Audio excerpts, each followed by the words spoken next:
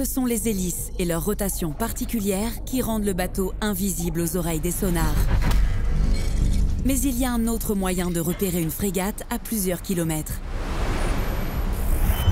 On peut repérer un navire à cause de sa signature thermique au niveau des cheminées. Les moteurs diesel sont facilement détectables avec la fumée qu'ils dégagent. La chaleur monte à 1 millier de degrés. La solution trouvée, c'est de rafraîchir ces échappements. Un gaz réfrigérant est donc envoyé avant l'étape de la cheminée. On peut comparer ça à un pot d'échappement. Les fumées dans la dernière partie, avant l'extraction à l'air libre, passent de 1000 degrés à une petite centaine de degrés. La différence est considérable. Grâce à ce stratagème, le signal thermique peut être décelé par les radars ennemis comme étant celui d'un bateau lambda.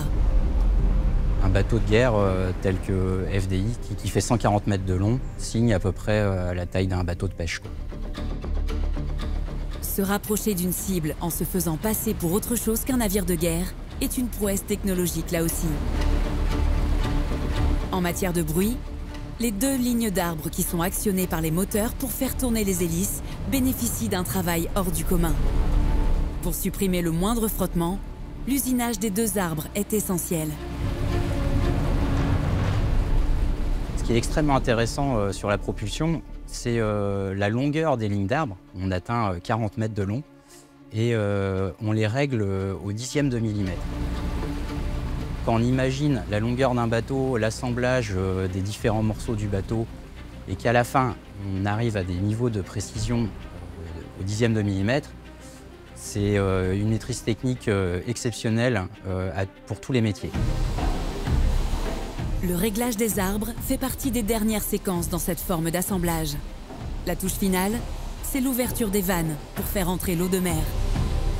Le bateau va ainsi flotter dans la forme.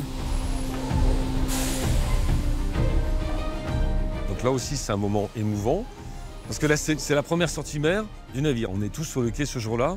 C'est des moments émouvants, parce que finalement, c'est la première fois qu'on le voit partir en mer avec ses propres moyens. Mais cette frégate de défense et d'intervention nouvelle génération n'est pas totalement aboutie. Il lui manque l'une des pièces principales. Et c'est une autre étape spectaculaire qui démarre. Le montage du PSIM, le grand mât bardé de technologie. C'est le centre du bateau, le cœur du navire. C'est lui qui regroupe le poste des opérations, le poste de commandement et tous les radars du navire. 39 mètres de hauteur, d'un poids de 130 tonnes. Cette pièce magistrale de la nouvelle FDI arrive sur le quai entièrement conçue. Il ne reste plus qu'à la poser littéralement sur le pont du bateau. Pour cela, une trentaine de personnes s'y affairent autour d'une grue exceptionnelle. La grue va soulever la pièce et la déposer directement sur le navire et l'encastrer dans les blocs déjà présents sur le navire. Il faut une journée entière pour la manutention de ce mastodonte. C'est un réglage au millimètre, 3 mm près pour l'horizontalité et la dépose du PSIM. Le réglage dure à peu près 2 heures. C'est une manutention très longue, très millimétrée et qui demande beaucoup de pratique, d'entraînement et une préparation amont très importante.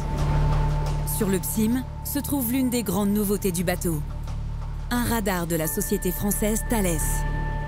Il est beaucoup plus performant que celui dont les anciennes frégates disposent. Sur les bateaux classiques, il pivote sur lui-même. C'est un radar qui est à panneau plan, donc qui est fixe, contrairement à un radar qui tourne. Et puis surtout, on l'a intégré dans une mâture qui permet de voir à 360. En comparaison avec un radar tournant ancienne génération qui a une fréquence en gros de rotation de 1 seconde par tour. Donc à l'échelle d'une attaque missile supersonique, cette fréquence de rafraîchissement permet de réagir plus vite à la menace et d'être plus résilient aux attaques.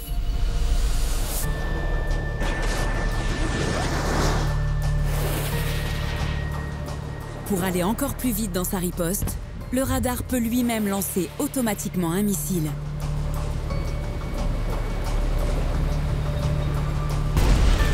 Avec des torpilles anti-sous-marines, Des missiles Exocet.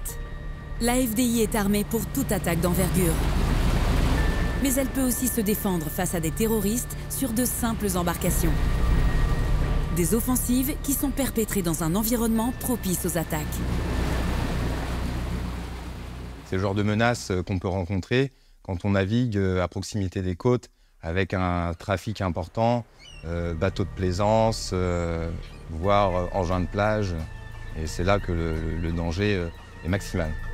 On va avoir du mal à discerner s'il s'agit juste d'une personne qui est en train de faire du jet ski à la plage ou s'il s'agit d'un terroriste qui vient sur un jet ski avec une charge explosive.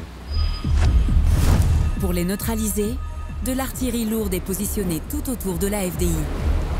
Mais il y a aussi des canons sonores. Ils envoient une onde violente qui désoriente totalement le pilote du bateau. Une fréquence qui peut parcourir 1 km pour atteindre sa cible. Ce sont des gros haut-parleurs, mais qui ont la spécificité d'être directifs. Donc ce n'est pas un haut-parleur vraiment qui va arroser, mais qui va réussir à orienter le son dans une direction bien précise. Des attaques aériennes à la surface de l'eau. Mais le danger peut venir aussi des profondeurs avec les torpilles. Pour identifier et riposter au plus vite, la nouvelle frégate dispose là aussi d'un sonar très performant à l'avant. Et puis il y a un deuxième sonar qui lui est remorqué, donc en fait il est mis à l'eau et il est tiré par un câble. On appelle ça le poisson dans le métier. C'est gros comme une voiture, quoi, à peu près. Hein. Et puis on va mettre ça dans l'eau, et puis on va le dérouler avec un câble, et puis quand on ne s'en sert plus, on le ramène sur le bateau. Que ce soit les capteurs du poisson ou ceux de la tour PSIM, ils sont tous gérés par un système informatique unique au monde. 2 data centers s'occupent d'analyser les milliers d'informations que les radars reçoivent chaque seconde. Et ce dispositif est si poussé qu'il fait de la FDI la première frégate 100% numérique. Une efficacité maximale, mais qui peut être soumise aux cyberattaques. Un danger qui a fait l'objet d'un travail là aussi spécifique. C'est le premier navire qui est dit cyber by design, c'est-à-dire qu'il intègre la cybersécurité de façon native, c'est-à-dire dès les premières phases de conception logicielle à la phase de production. Dans ce nouveau bateau, chaque périphérique est contrôlé avant intégration à bord. Les logiciels de fonctionnement sont propres au bateau et sont impossibles à pénétrer extérieurement. La cybersécurisation est déployée sur toutes les fonctions du navire. Ça va du système de plateforme au système incendie, au système de combat, au système de navigation.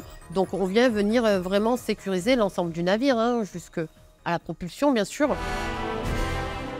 Cette cybersécurité, tout comme toutes les fonctions du bateau, sont testées durant de longs mois, qui s'ajoutent aux 3 ans de construction.